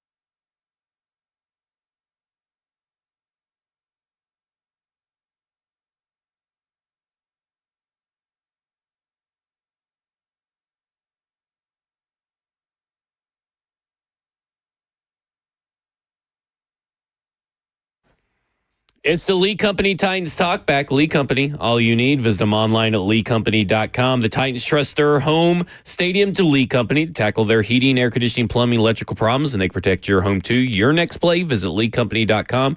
Lee Company, all you need.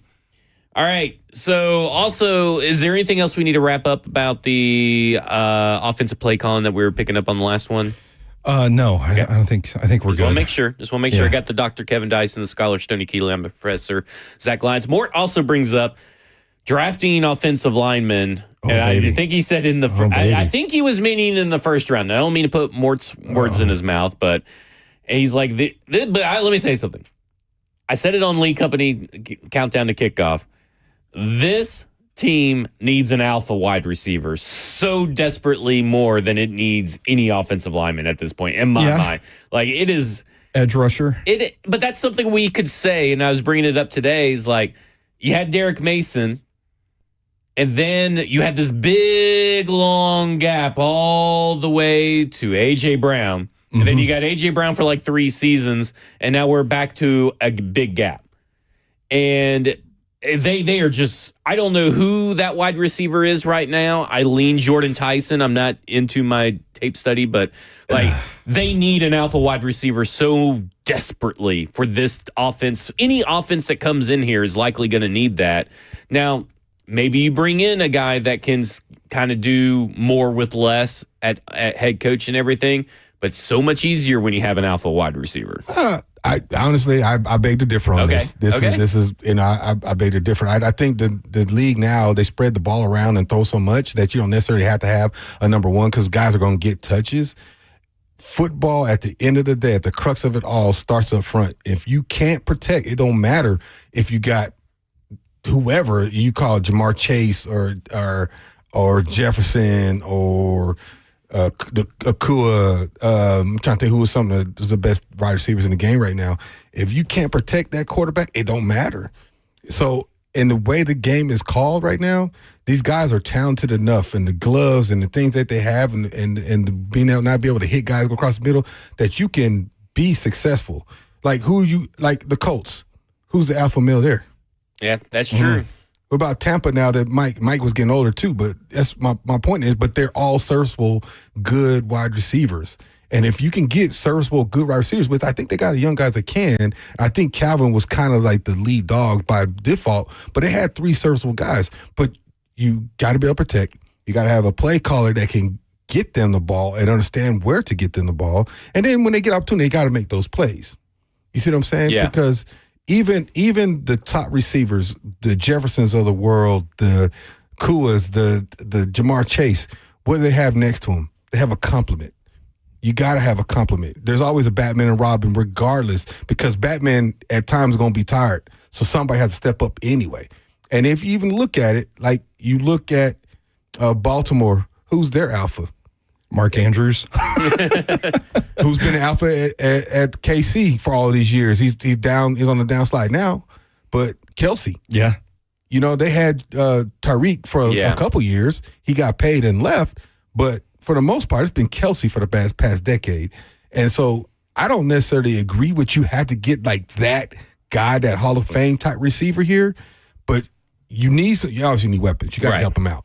But you have got to solidify that people to protect him, because it doesn't matter. If he's on his back half the game or somebody's in his face knocking stuff down or what have you off the game, it won't matter. All that thing that the alpha male is going to do is be frustrated and mad because he's going to be like A.J. Brown, be pissed off because he's not getting the ball. Let's, you go ahead. No, you go ahead. Well, I'm going to change subjects, so if you got something, let it loose. I was just going to let something crazy fly real Let's quick. do it. I like it. I don't think this is a particularly strong left tackle class, but what if you invested in a right tackle and then you did move J.C. Latham inside the right guard? I'm just saying. You get Spencer Fano out of Utah, right tackle. Hey, J.C. Latham at right guard. I don't know. Maybe you improve the protection a little bit. Utah might have 3 guys that sneak up in the first 2 rounds this year. And they got a pair of good tackles down there. Yeah. The kid from Miami, good right tackle. I'm just saying. Okay. I'm just float that out there. I'll allow the possibility. We'll also allow the possibility Jeremiah Love should be taken number 1 overall. Let's start that one. So breaking news here, not breaking news like alert worthy, but quarterback Jacoby Brissett has completed an NFL record of 47 passes today. Dang. 47 passes for Jacoby Brissett, and they're losing 41-22. Well, 47 passes. Yeah, he's 47 of 57. He's only had 10 incompletions, 452 yards, 2 touchdowns, and 2 interceptions. That's what I'm saying. That's wild. That's the NFL, man. You so wild. guys are so talented. Oh my across gosh. the- Michael Wilson, the Stanford wide receiver, has 15 receptions on 18 targets for 185 yards. Trey McBride is 10 for 11 for 115 yards. dang. Holy crap. And they're losing 41-22. That is just a wild stat. Jackson, if you could, we'd love to hear from Jeff Simmons and what he had to say in the locker room, because he had some words. It's a long clip. It's about a little bit over 2 minutes and 30 seconds, but hey, guess what? It's well worth it. So let's hear from Jeff. We need to be better. I mean, we can't keep sitting up here saying the same thing, trying to sugarcoat for the media, for anybody. And I said it in the locker room, I said it on the field. I'm tired of sugarcoating. I mean, we need to be better. At the end of the day, we need to protect Cam better. Simple. There was a defense when knowing if you give up 2 touchdowns or whatever, that it's going to be hard to win. Man, at the end of the day, it's about complementing football. We have to play better team football. Sometimes offense will be playing good. Sometimes the defense, but how can we play good as a team, three-faced? We not playing good team football right now, and it's showing. And Mike said it at practice Friday. We had freaking 4 false starts Friday. We playing at home. We shouldn't have that many false starts. Don't care. I'm tired of taking feelings. I'm tired of losing. That's what I'm tired of doing. I mean, guys on this team fighting. Reed fighting. We fought all the way back from injuries. That's because the team and this game means so much to us. Everybody had to take the same approach. Take this approach. We grown men. Everybody have a job to do, and we need to attack this game. We need to attack every day with a better attitude. And like I said, we need to play better football as a team. There was a point you went to the offense when you talked about the 3 and outs and so forth. When you brought that up after the game, what was said for that? What kind of response? I mean, we'll see. We'll see next week. And we still got a lot of football games left. I mean, we got 7 left, and then like I said, we can keep talking about it. We talk about it every week. We're saying the same thing. We keep saying the same thing in the media. We keep saying the same thing to each other. And I see other teams saying it, and they go out there and prove it. We haven't proved nothing. We're not playing good team football. Simple. I play with a lot of passion. I really don't remember exactly what I said, but it's the same thing. I want to fire them guys up. They fire me up. I mean, at the end of the day, like I said, how can we play complementary football? I'm tired of coming into the locker room feeling like this. And until we play complementary football, until we play team football and have each other back, offense, defense, special team, then we can win football games. I want to get back to winning football games. Are you concerned at all about that direct type of conversation causing a splinter in the locker room? They take it personally. I mean, nah. I mean, it's a grown man business. Right. I mean, I don't attack nobody. Everything I say is a challenge. I mean, if you take it as an attack, then, I mean, I don't know what to tell you. We grown men. I want people to challenge me.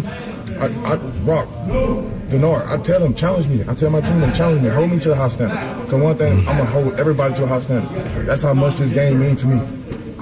I'm tired of coming here like this. I'm tired of having the same conversation. We're not playing good football. And especially at home. It's unacceptable. Man, that's the realest thing I've ever heard. I mean, isn't it? I mean, outside of the we asked comments earlier, because that was pretty real too, but that was like... That's true, I forgot about that. But I mean, it's the same... He's saying the same thing that Cam Ward said, just using better terminology probably to get the point across. Terminology that won't be banned at the that won't be banned on the shirts and stuff. But yeah, I mean, props to Big Jeff. Big Jeff has done a complete... I feel like this is the best version of Big Jeff we've ever seen. Not just on the field, but what he's been able to do as a leader, the big step and challenge he's accepted as becoming a leader. And it's everything you could want. And I think that is 100% spot on. The fact that he can also sit there and say that to the media and turn around and also have already said it to his teammates.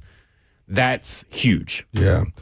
That soundbite the leadership that came out of that voice, man, that gives you a glimpse of inside the locker room of a guy who's competitive, that likes to win football games, and is a true professional. I think we lose sight of when teams are bad, and I used to hear this stuff, oh, they gave up, they threw in the towel, and that shows you that is never the case. And football of all sports, and I don't know any other, maybe hockey, same kind of thing, you cannot go out there half-stepping or something bad is going to happen. You have to play hard. So when I hear that narrative, oh, they gave and they throw in the towel, that is never the case. Or you guys get hurt. Their careers are threatened by not playing hard. It's just you can't afford to continue to false start, penalties in crucial moments, drop passes, missed opportunities when the guy's wide open, you got to complete it. Bad communication in the secondary gives up first downs or on critical downs, missing sack opportunities because you didn't wrap the guy up, or letting the guy get out of the pocket, overrunning the gap as a linebacker. That's the stuff he's talking about, the fundamentals of the game and doing those things correctly. And that is how you win football games. And that was one of the realest sound bites of somebody who is a true competitor. Is like, look, I'm as tired of it as y'all are. Shoot, probably more so because my name is branded to this. I want to win more than you. And that's Big Jeff, man. That's why you got to get all the respect from him. I think that's why we're seeing that at every turn this offseason, 2 names were mentioned by this front office as guys they want to build around: Cam Ward, Jeffrey Simmons. Hey, it is. I mean, I think Bruce in the chat on Twitch, Twitter, YouTube, Facebook Live says it best. He's demonstrating leadership. You have to tell it like it is. Jeff is growing a leader.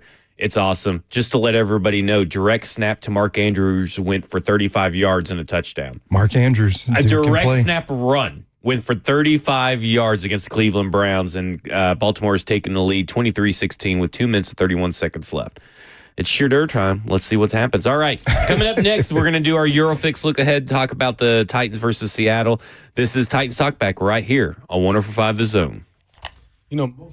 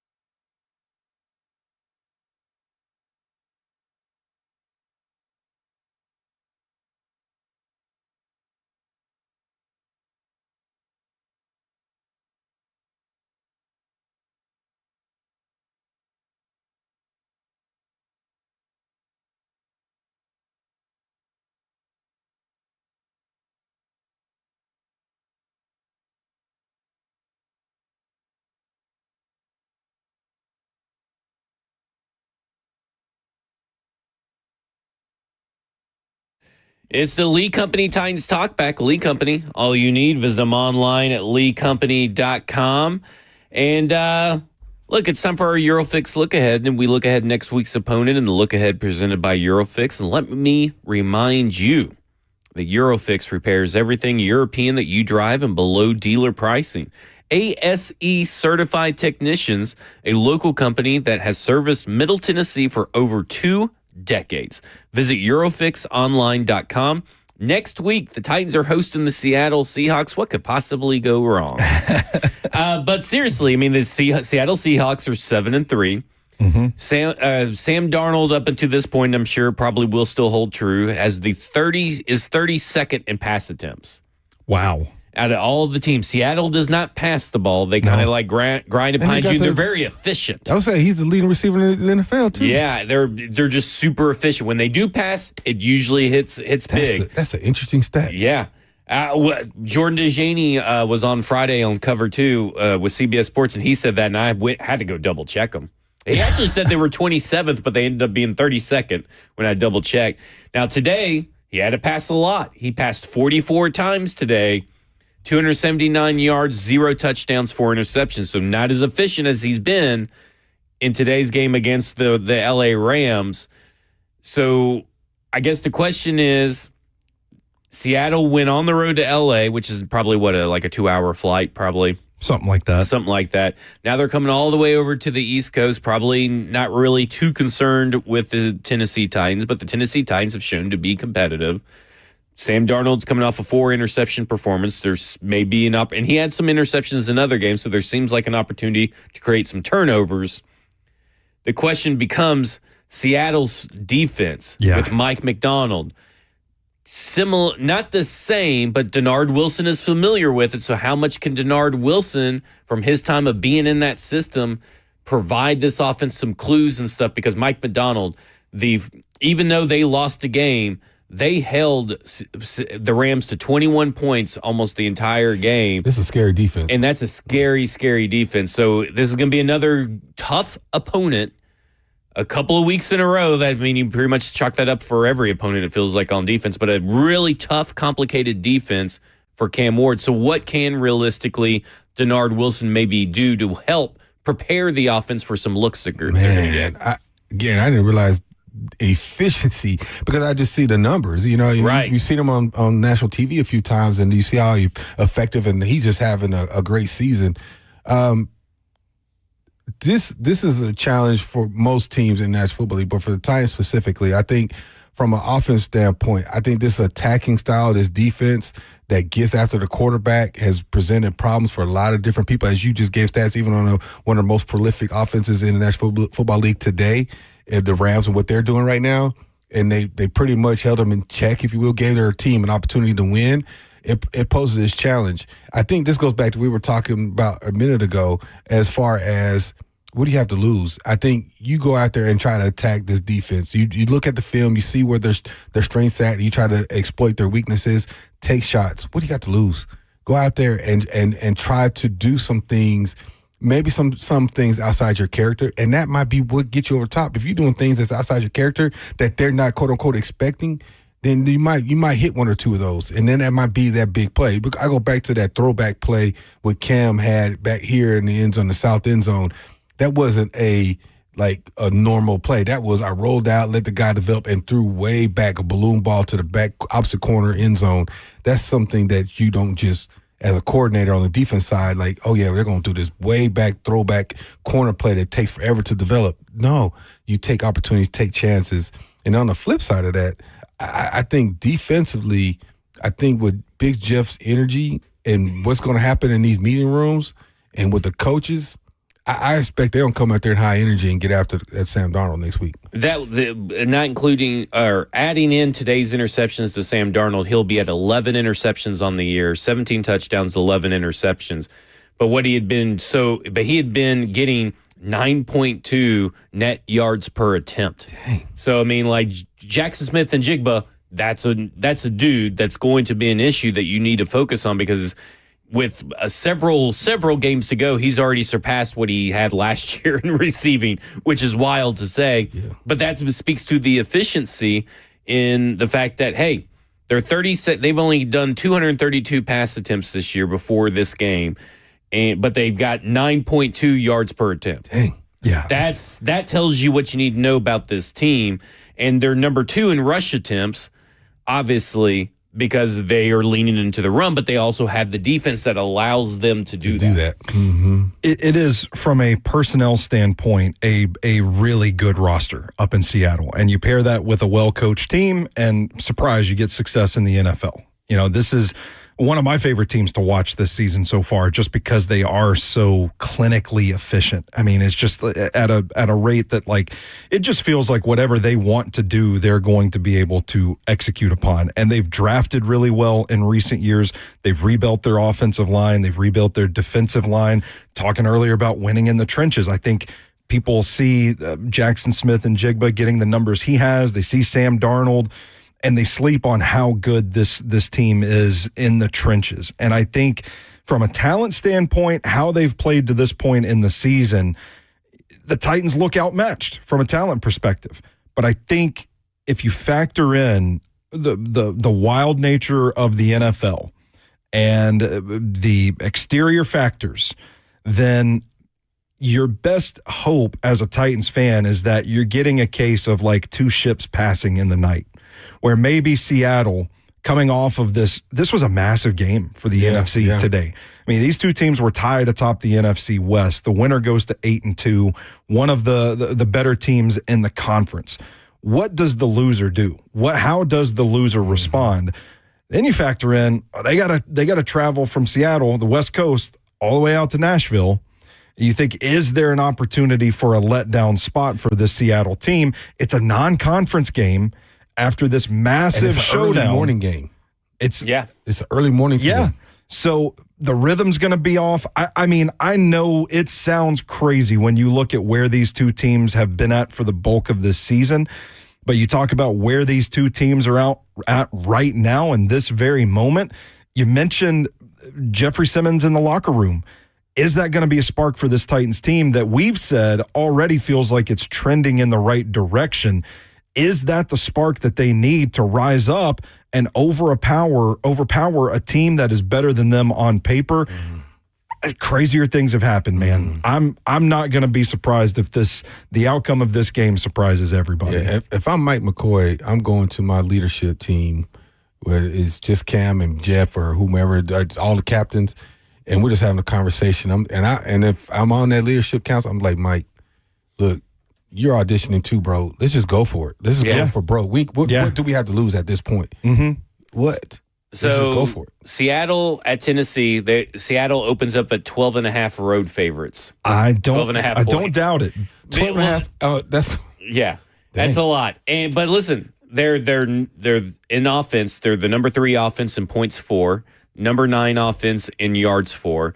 In defense, they're number 6 in points allowed and number 9 in yards allowed. Wow. So they are legit just a top 10 team. They are. Like you said, efficient. Yeah. They are so efficient. And that's what I think has plagued this team the most. And they talked about it. Like when they went into their self-scouting mode and they came out this week, the big theme was we want to be efficient.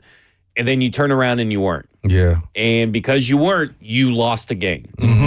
And plain and simple, like, I know the Texans won it, but the Titans lost it. Yeah. Like, if you really wanted to play that game, I think the Titans lost that game because they failed to be efficient on offense. Yeah. And then when they became efficient on offense, the defense failed to be efficient on 3rd and 16. And when you have that kind of stuff happen, it was only a matter of time before there was a really bad, crucial defensive play that was going to allow them to be able to score points. It just happened at the worst possible time.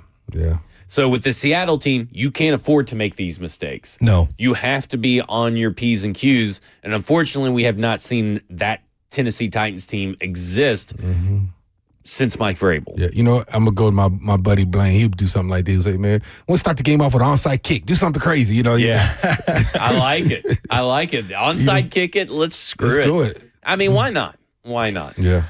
I mean, look, the Titans defended the run pretty well today. I mean, what happens if they get into a spot where Seattle's not having much success running the ball? Mm-hmm. You know, I just They're only averaging 3.8 yards per carry heading into the game today. So, I mean, they haven't been that efficient in the run game when you really dive into it. But, listen, crazier things have happened. Yeah. All right. That's a good little show coming off a little deflating loss. I feel like we got our mojo back. More positive than it's been in weeks. Yeah. Jackson, how would you grade the show? A+, boys. There you go. A+ from Jackson. All right. They're going to do it? I think that's going to do it. I don't think we have anything left. I think we covered all of Mort's questions and all that. So let's start prepping, turn the page as we look to the Pacific Northwest to come visit the South here in Tennessee.